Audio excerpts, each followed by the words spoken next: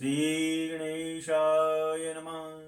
त्वमेव माता च पिता त्वमेव, त्वमेव बन्धु सखा त्वमेव, त्वमेव विद्या च गृणं त्वमेव, त्वमेव सर्वं मम देव देव।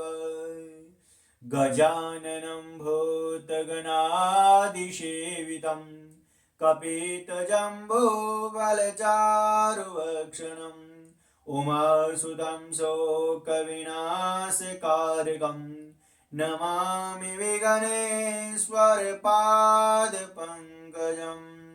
श्रीगणेशाय नमो नमः। बोलिए श्री वृंदावन बिहारी लाल की जय। श्री गणेश भगवान की जय। श्री सरस्वती की जय। भक्त संत शिरोमणि श्री ज्ञानियों के अग्रगण्य हनुमान जी महाराज की जय। हे हरि भक्तों, व्रत का नियम क्या है? जिस प्रकार कलयुग में शरीर का निर्माण अन्न से होता है। आप बंद डिब्बे में अन्न रख दो, उसे अन्न से ही जीव बिना नर्मदा के भी उसमें जीव बन जाता है। अन्न का निर्माण ही अन्न से ही जीव, और जीव का निर्माण ही अन्न से होता है। अगर हम इस कलिकाल में सतयुग में हड्डियों में प्राण था, भगवान की भक्ति करते तो हड्डी मांस, जब खून मांस सूख जाता, हड्डियां का ढांचा रह जाता, तो भी वह मृत्यु को प्राप्त नहीं होता, उसमें प्राण थे और रहते थे। सतयुग में हड्डियों में प्राण थे। फिर त्रेता युग में मांस में प्राण, कोई अंगहीन हो जाता, कट जाता गला, या कटने से मृत्यु होती थी। और द्वापर युग में रक्त में प्राण, रक्त जब बह जाता तो मनुष्य की मृत्यु होती थी। कलयुग में अन्न में ही प्राण और अन्न से ही प्राण। अगर व्यक्ति कोई एक दिन अन्न का परित्याग हो जाए, भूख लग जाए, अन्न नहीं मिले, तो व्यक्ति कहने लग जाए मेरा तो अन्न के बिना प्राण निकल रहे हैं, ऐसे बोलते हैं। यानी अन्न में ही प्राण और अन्न से ही जीव है। तो जो इस कली काल में जो व्रत करता है, यानी अपने उस व्रत करता है, अन्न का परित्याग करता है, तो मानो उसने अपने प्राणों का ही बलिदान कर दिया हो। तो कलयुग में जो भी इस कार्तिक मास की चौथ की करवा चौथ का जो व्रत करता है, उसकी बड़े विधान से कथा श्रवण कर व्रत करता है, तो उसको यानी उसने अपने प्राणों का ही बलिदान कर दिया हो, तो उसकी जो भी मनोरथ हो, मन में कामना हो, भगवान उसकी मनोकामना पूर्ण करते हैं।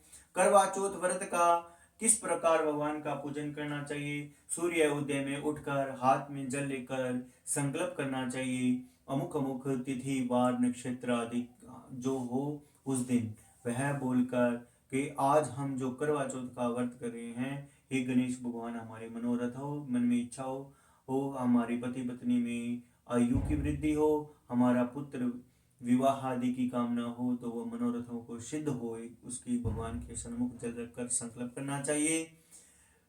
फिर भगवान का पूजन करना चाहिए। कार्तिक कृष्ण पक्ष की चतुर्थी को करवा चौथ कहते हैं।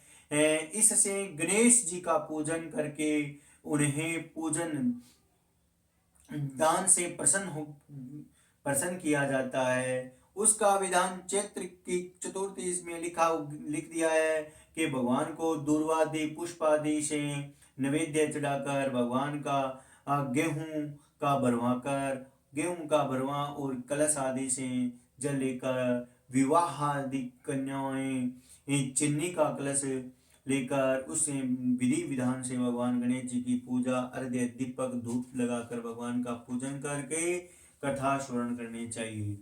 बोलिए श्री गणेश भगवान की जय।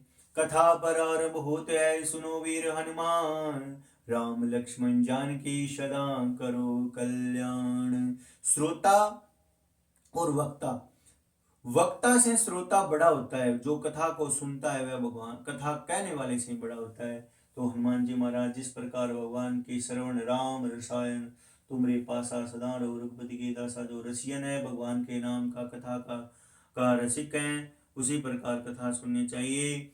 एक करवा चौथ व्रत की कथा। एक साहूकार के 7 लड़के और एक लड़की थी।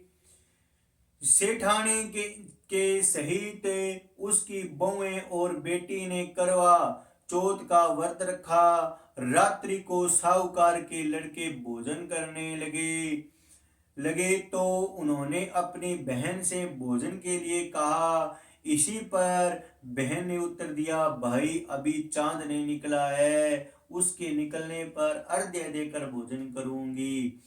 बहन की बात सुनकर भाइयों ने क्या काम किया कि नगर से बाहर जाकर अग्नि जला दी और छलनी ले आकर उसमें से प्रकाश दिखाते हुए उन्होंने बहनों से कहा कि बहन चांद निकल आया है, अर्घ्य देकर भोजन जीम लो।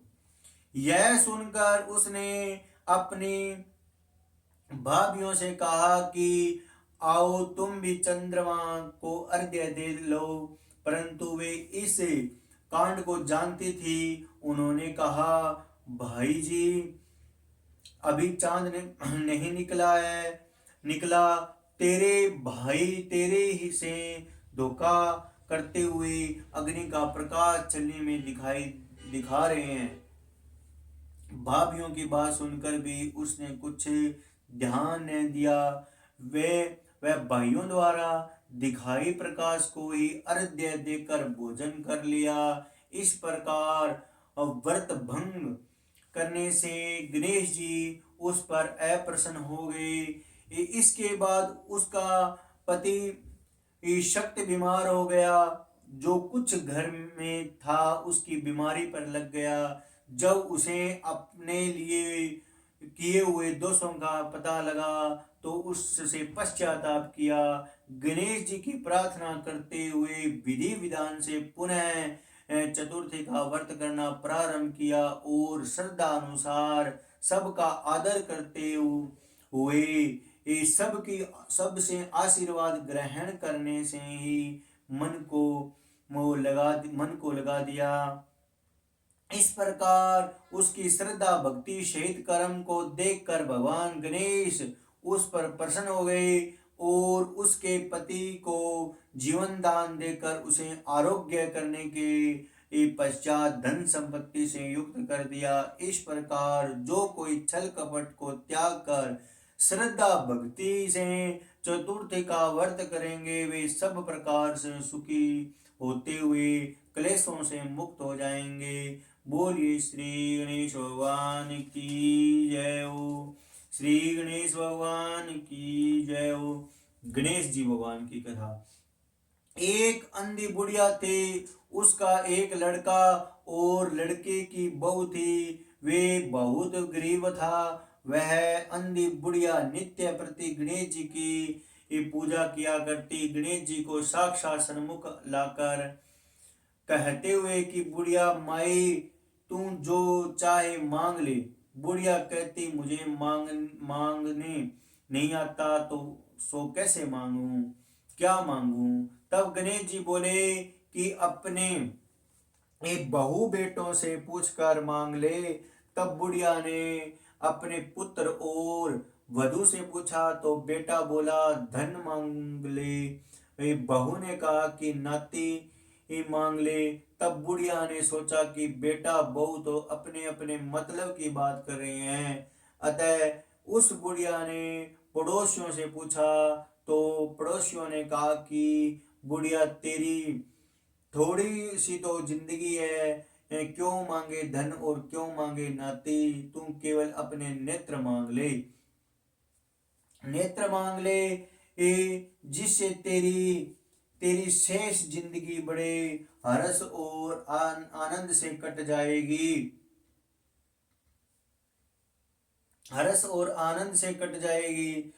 तब उसने यह बात मानकर भगवान से कहने लगी कि मैं मेरी आंखों से। भगवान ने दूसरे दिन उससे कहा कि आपको क्या चाहिए। तब उसने कहा कि हे भगवान मैं अपने आंखों से मैं मेरी आंखों से भगवान मैं मेरी आंखों से अपने पोते को स्वर्ण के एक झूले में झूलता हुआ देखूं। तो भगवान ने सोचा बुढ़िया कितनी चतुर है, इसने सोने के पलड़े में अपने पोते को अपनी आंखों से देखने को मांग लिया, सब कुछ प्राप्त कर लिया। इसी प्रकार जो भगवान गणेश जी की पूजा वंदना करता है, भगवान उसको मांगने की बुद्धि, धन, ऐश्वर्य आदि सब कुछ प्रदान करते हैं। बोलिए श्री गणेश भगवान की जय हो।